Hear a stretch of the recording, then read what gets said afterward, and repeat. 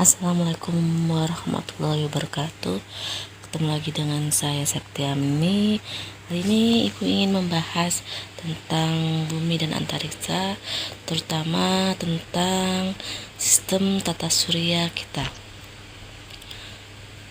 Sistem tata surya itu meliputi gugusan benda-benda langit yang terdiri atas matahari, 8 planet, planet kecil, asteroid, komet, dan benda-benda angkasa lainnya yang beredar mengelilingi matahari sebagai pusat dari tata surya.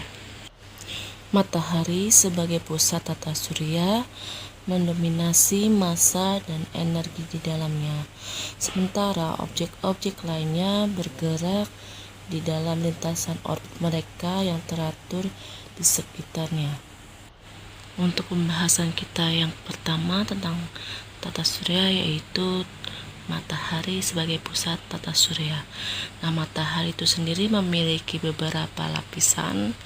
Di antaranya ada lapisan korona yang merupakan bagian terluar dari matahari, yang dua adalah kromosfer, yang ketiga adalah fotosfer. Fotosfer ini yaitu lapisan yang terlihat oleh kita di bumi. Ada dua jenisnya, yaitu zona radiasi dan zona konveksi, dan yang terakhir yaitu inti matahari atau core. Sebagaimana kita ketahui, inti matahari atau core merupakan bagian terdalam dan terpanas dari matahari itu sendiri. Suhu di inti dapat mencapai jutaan derajat Celcius. Di sini juga terjadi reaksi nuklir, di mana mengubah hidrogen menjadi helium dan melepaskan energi dalam bentuk cahaya dan juga panas. Aktivitas yang ada di matahari yaitu pertama granulasi, dua bintik matahari atau sunspot, tiga lidah api atau prominence, yang keempat adalah suara matahari atau solar flare. Granulasi pada matahari mengacu pada pola sel-sel kecil yang terlihat di permukaannya. Granulasi ini sendiri hasil dari gerakan konvektif gas pada zona terluar matahari. Sedangkan bintik matahari merupakan area yang lebih gelap di permukaan matahari.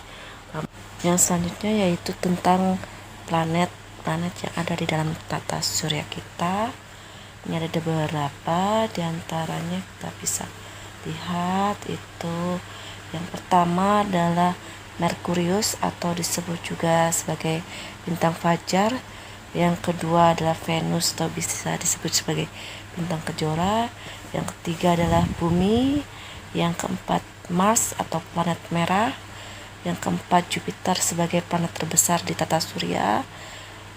Selanjutnya ada planet Saturnus atau planet bercincin, Uranus planet terdingin, dan terakhir yaitu Neptunus yang disebut sebagai planet biru. Anggota tata surya kita yang lain yaitu Pluto, di mana Pluto memiliki massa yang relatif kecil dan orbit Pluto melintasi orbit Neptunus. Karena hal tersebut, Pluto tidak memenuhi kriteria yang diperlukan untuk dianggap sebagai planet utama. Namun demikian, Pluto tetap menjadi bagian yang penting dalam memahami tata surya kita tersebut.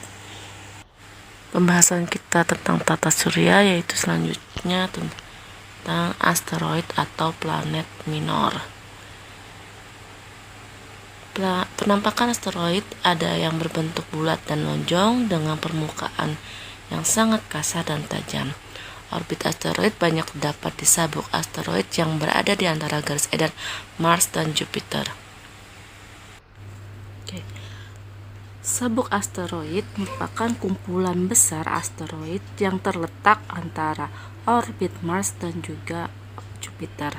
Ini merupakan wilayah di tata surya kita yang penuh dengan objek batu dan logam kecil yang berputar mengelilingi matahari.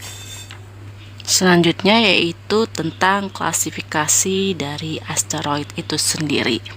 Asteroid itu sendiri dibagi menjadi 4 jenis, yaitu yang pertama ada jenis karbon, yang kedua ada jenis silikaseus, yang ketiga ada jenis dari metalik, dan yang keempat yaitu jenis festoid.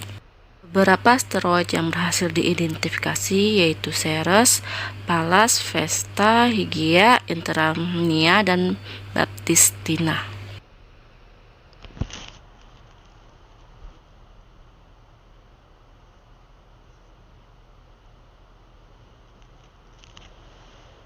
Nah, ini ada beberapa contoh asteroid, ada ruthenium, rhodium, palladium, osmium, iridium, dan juga yang terakhir yaitu platinum.